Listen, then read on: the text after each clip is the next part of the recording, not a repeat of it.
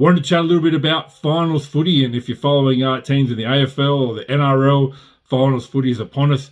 No better time of the year when the weather warms up and the finals footy starts to roll around. I appreciate it's a great time of year. I really hope that the team that you support is still involved in the competition.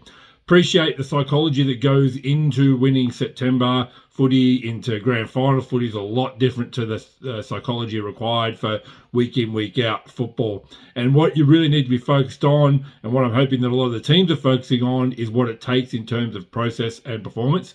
Appreciate, it's all the same during the season, but come the end of the year when, it's finals footy and it's potentially knockout footy for teams at some point, you've got to be really focused on creating that right emotion. So you definitely want to understand that there's a strong amount of emotion and you can't take that away, but you want to be really honed in and dialed in on process.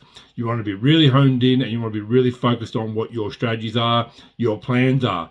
However, within that, you need to make sure you've got a better level of flexibility in finals footy than you do in, week out footy, because there will be no second chance during that point in time in the final series. So what you want to do is you want to embrace that.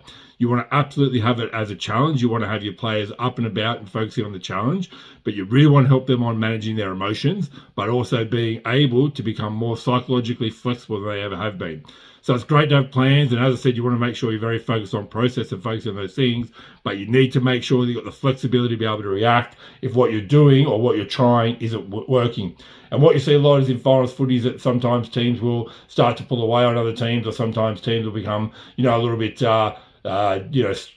dormant, or not even sort of looking like they're playing much at all. That's because their flexibility has sort of gone out the window, or their plans are a little bit too tight. So finals footy is all about flexibility. So coaches, managers, teams, supporters, you want to make sure that if you're involved in the team directly, you want to make sure that your team is concentrating on their plans, having good processes, but developing that psychological flexibility to be able to reinvent, remove, to jig, to change, to do whatever you need to do in the moment to be able to get around whatever's happening and get on with your footy. So yeah,